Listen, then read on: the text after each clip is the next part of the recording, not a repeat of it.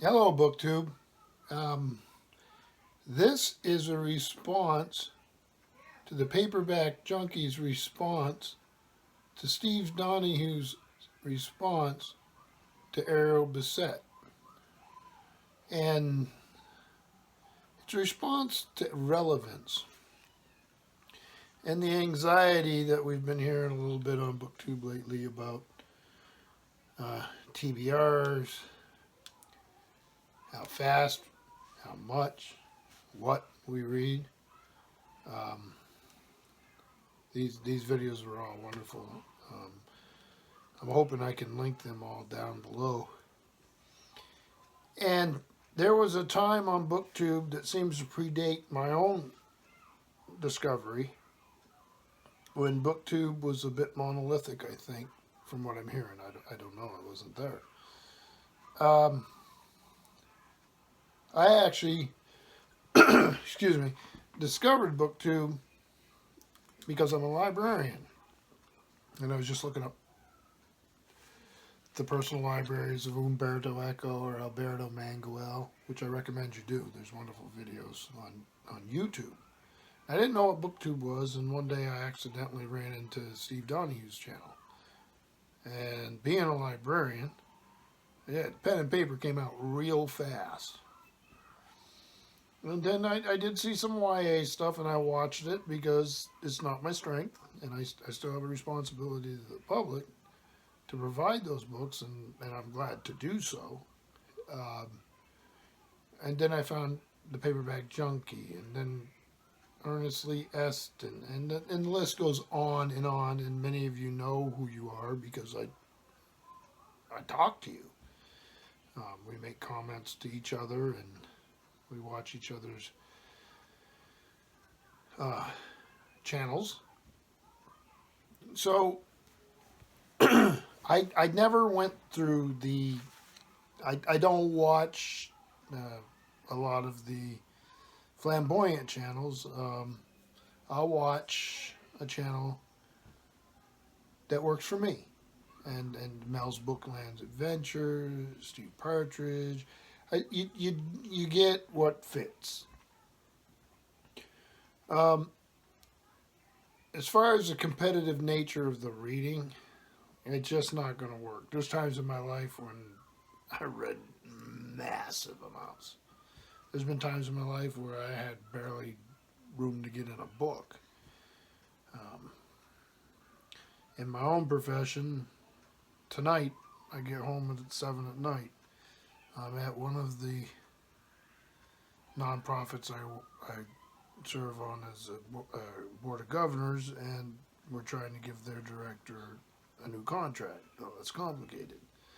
Then there's town committees, there's library governance, there's all these other things that you have to do, or at least in some cases, to make a living. And then children's events, being married, um, family things. Excuse me. So I don't read as much as I did, um, but I fit it in when I can because it's a great joy, and I fit in as much BookTube as I can. I don't even always get to watch every BookTube video I want to. I do manage to fit usually everything in, but I have to struggle a little bit. And it's worth it because it's relaxing. I learn things, and and it's one of my favorite things to do. You can hear my children downstairs having movie night with their mom watching Pokemon, which yeah, I'm not into, but they love it. So relevance. Most of what I read is old, and I'm not the only one who says that. And again, I don't know what it used to be like on BookTube.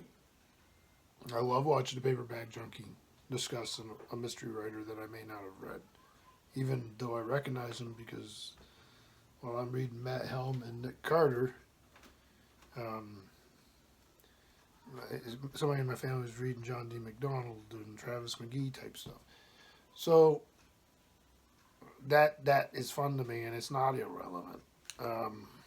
When I'm listening to Steve on Donahue on new books, I don't know how many books my library has purchased because of those videos. So I was just looking right here. Speaking of relevance, this is New York Review of Books, December 21st, 2017. Okay, just came today.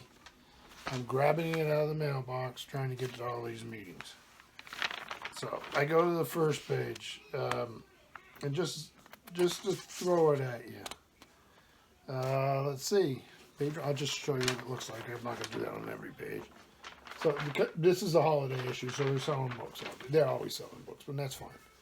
Virgil's Need, David Ferry translated. Henry David Thoreau, Life by Laura Dessau-Walls. Robert Schumann's Advice to Young Musicians, revisited by Stephen Isserlis. I think those were ones Steve mentioned. Let me see here. Becoming Hitler, The Making of a Nazi by Thomas Weber. What It's Like to Be a Dog, Animal Neuroscience, Gregory Burns. Let me throw some of those up for you. These two, I think, Steve mentioned Beethoven's Eroica by James Hamilton Patterson, but you also have, and he may have mentioned this too, and I don't remember, Messiah, Jonathan Keats on Handel's masterpiece, Hatchet Books. Then I go to the next page. I'm only a few pages into this. Don't recognize any of these. Gary Wills talking about Trump, but that's not where we're going with this. How to Live a Life by Montaigne, I've heard on the state and on all, so many, not all of them, but so many channels, and read it myself and enjoyed it. All right, let's see. Columbia University Press, if there's anything here. Probably was, and I don't remember it. Goethe, Life is a Work of Art by Rudiger Stravinsky. Let's see here. Oh, The House of Government. Yuri Slezkin. I remember Steve talking about that. Russell Shorto's Revolution Song. Stephen Greenblatt, The Rise and Fall of Adam and Eve. I remember specifically that being discussed. This is one issue I'm looking at, okay? Just going to try to throw them out here. World Ablaze by Craig Harline about Martin Luther and Reformation. Greater Gotham. Let me see, is there anything here? That was about New York. There's probably more. I know there's more I'm missing. Let's see here. Keep moving, right? There's a bunch of Penguin classics. I'm sure he's mentioned half of those. Let's see.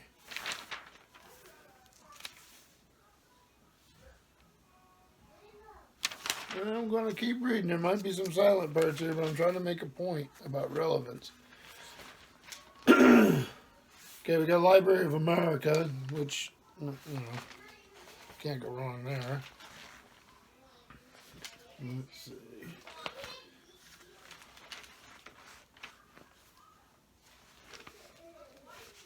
And the nice thing about these, with these, the holiday issue, is there is so much. All right, here's one. Excuse me. Richard Holmes writing Out of Control. And I know I heard Steve discuss the new annotated Frankenstein. And I'm not even mentioning everybody who I've heard mention books, because like I say, I may get confused and assign somebody blame for something they didn't discuss. But oh, here, Exterminating Angel, discussion in the opera. I believe that Ernest Lee Eston just discussed that. Greater Gotham, A History of New York City. I'm pretty sure Steve talked about that.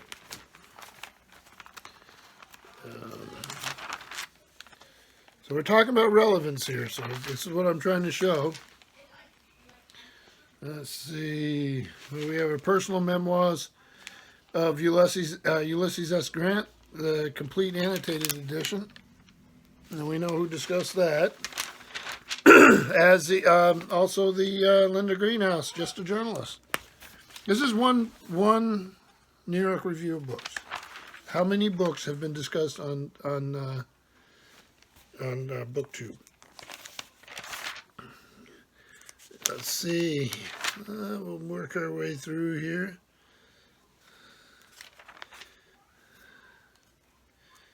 We have a lot of some political stuff here. This is a story about Assad, which is not very pleasant.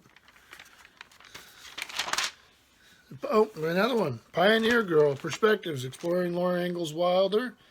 Nancy Stastad Kopal, editor. You can see it right there. I heard that on BookTube. Stoic and Nero's Court, Cambridge Companion to Seneca. Also, University of Chicago Press, both volumes of Seneca, The Complete Tragedies. Let's see, we're going to keep going here. This is Relevance we're talking about. There's a biography of Gorbachev there. It's hard to keep these pages straight. I don't think we heard, I may not have heard anybody talk about Boogie Before Pictures by Douglas Crimp, but maybe they did. All right, The Exact Thinking in Demented Times, The Vienna Cycle, and The Epic Quest for the Foundations of Science. I heard somebody talk about that. Sorry about the throat clearing. This I know, and I'm pretty sure it was Steve who talked about Goddess of Anarchy, The Life and Times of Lucy Parsons, American Radical by Jacqueline Jones.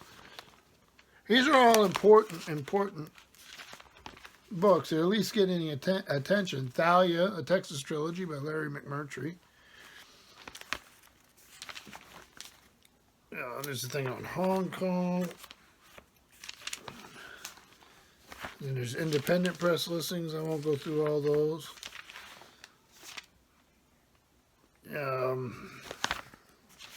Music. Thing about taking an article about women taking power in the face of all we have going on now. Some stuff on David Hockney, and then the wonderful letters. So this is just one New York Review of Books, and and I didn't do everything. I'm just trying to make a point. The number of volumes that I have seen on BookTube that inform how I look at these articles and these ads is actually substantial. I don't know what it was like before I started watching BookTube, and that's fine.